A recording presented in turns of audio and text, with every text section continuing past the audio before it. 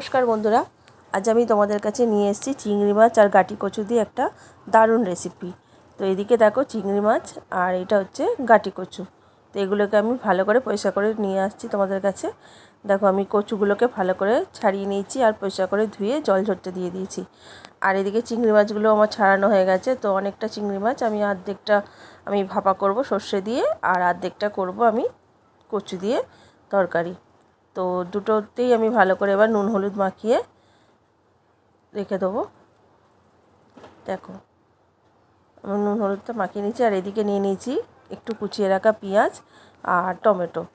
তো এই আর কড়াতে তেল গরম করে আমি এবার দিয়ে দিলাম নুন হলুদ মাখানো চিংড়ি মাছগুলো, দিয়ে আমি একটু ভালো করে নেড়ে মিশিয়ে নেবো নুন হলুদটা। আর জলটা শুকানো পর্যন্ত আমি একটু ভালো করে নাড়াচাড়া করব, কিন্তু বেশি করে আমি ভাজবো না, হালকা ভাজবো। আর এদিকে আমি পেঁয়াজটা আর টমেটোটা গ্রাইন্ডারে আমি একদম ছোটো ছোটো করে কুচি করে নেব। দেখো এইভাবে মিক্স করে আমি কুচি করে নিয়েছি। আর চিংড়ি মাছের জলটা আমার শুকিয়ে এসছে, আমি চিংড়ি মাছটা এবার তুলে রেখে দেবো একটা বাটিতে।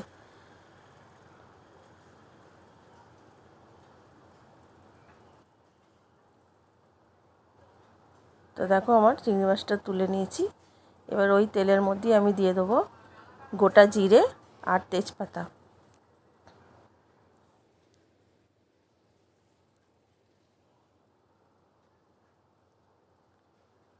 এবার ফোড়নটা আমি ভালো করে ভেজে ওর মধ্যে দিয়ে দেবো কেটে রাখা কচুগুলো।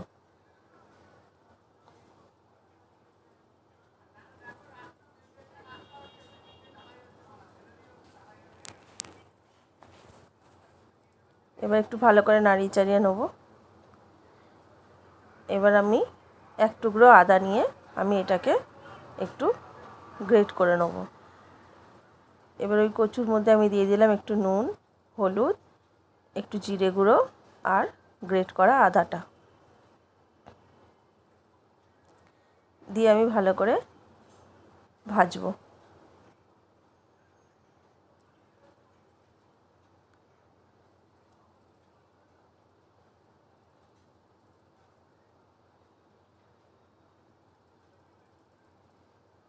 দেখো আমার একটু ভাজা ভাজা হয়ে এসছে। এবার আমি দিয়ে দেবো কুচিয়ে রাখা পেঁয়াজ আর টমেটোটা।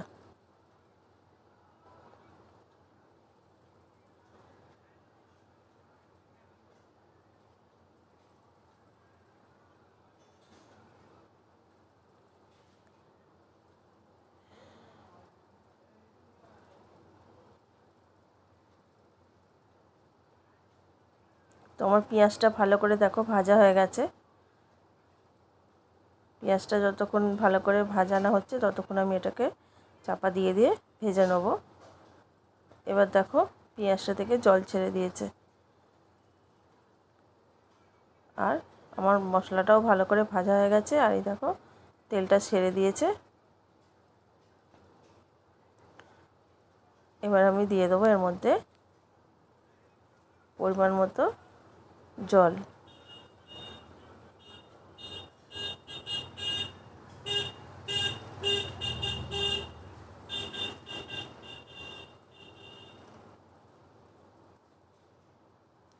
এবার জলটা দিয়ে আমি ভালো করে নাড়িয়ে চাড়িয়ে নেবো।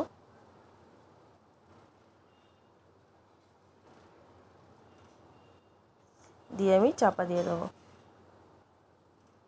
দেখো আমার তরকারিটা অনেকটাই ফুটে গেছে। এবার কচুগুলো প্রায় সেদ্ধ হয়ে গেছে।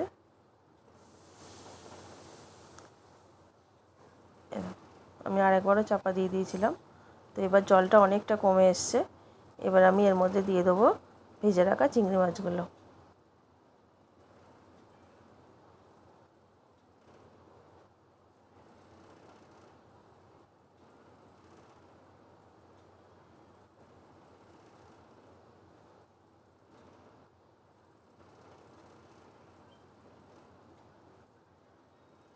সব চিংড়ি মাছগুলো দিয়ে দিলাম, দিয়ে আমি একটু হালকা হাতে নাড়িয়ে আবারও চাপা দিয়ে দেবো। এবার আমি একটু দিয়ে দেবো, দেখো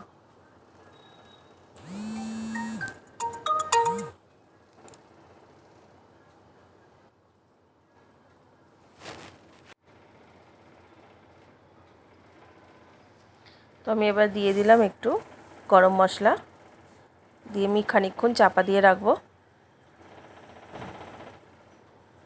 ভালো করে মিশিয়ে নিয়ে এবার আমি কিছুক্ষণ চাপা দিয়ে রাখবো। দিয়ে প্রায় আমার এটা হয়েই গেছে। 2 মিনিট মতো রেখে আমি দেখো আমার ঝোলটা অনেকটা কমে গেছে আর প্রায় এটা আমার হয়ে গেছে। তো এদিকে আমি এবার নিয়ে নিয়েছি মাছের তেল। তো এটা বেগুন দিয়ে আমি ভাজা করব। তো কড়াই দেখো তেলটা আমি গরম করে নিয়েছি। এবার আমি ওর মধ্যে দিয়ে দেবো কুচিয়ে রাখা পেঁয়াজ, দিয়ে একটু নেড়ে নিয়ে এবার আমি ওর মধ্যে দিয়ে দেবো আদা কুচো আর 2টো কাঁচা লঙ্কা।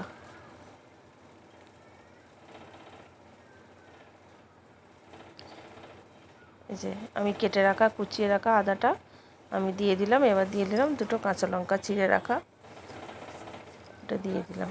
দিয়ে আমি ভালো করে নেড়ে এবার আমি ওর মধ্যে দিয়ে দেবো মাছের তেলটা।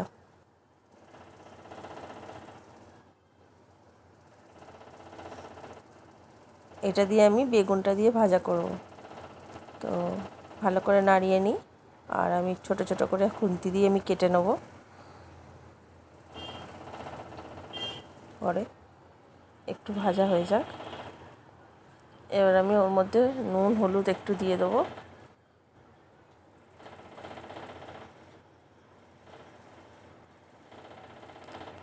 কড়াটা সবসময় মাছের তেল ভাজার সময় আঁচটা আস্তে করে রাখবে, নালে গায়ে ছিটকাতে পারে ফেটে গিয়ে। তো এবার আমি দিয়ে দিলাম হলুদ আর দিয়ে দেবো অল্প করে নুন।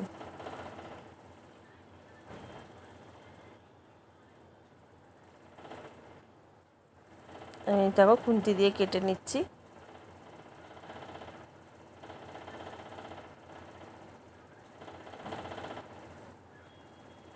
নুন দিয়ে দিলাম। এবার আমি ভালো করে আস্তে আস্তে আস্তে আস্তে এটাকে ভাজা করে নেব।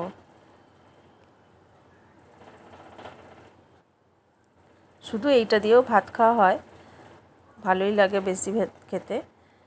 তো আমি বেগুনটা দিয়েই ভাজবো, যেহেতু ঘরে আমার একটু বেগুন আছে, তো আমি বেগুনটা দিয়ে আমি ভাজা করে নেব। দেখো এবার আমি দিয়ে দেবো এর মধ্যে কেটে রাখা বেগুনগুলো।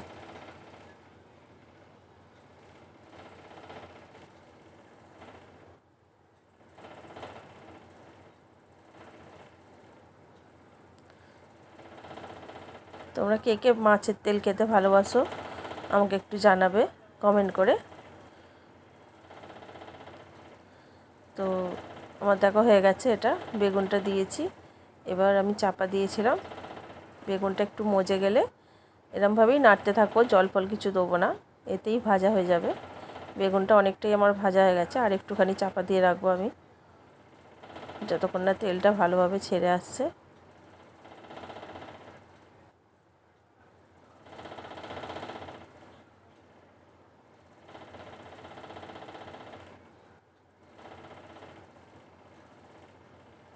দেখো এটা আমার হয়ে গেছে, এবার আমি এটা নামিয়ে নেবো। তো আজকে 2টো রেসিপি তোমাদের কেমন লাগলো প্লিজ আমাকে একটু জানিও। আর ভালো লাগলে ভিডিওটা একটুখানি লাইক শেয়ার করে দিও, আর একটা সাবস্ক্রাইব করে নিও প্লিজ। তো আজকে এইটুকুনি, পরে তোমাদেরকে আবার নতুন ভিডিও নিয়ে আসছি।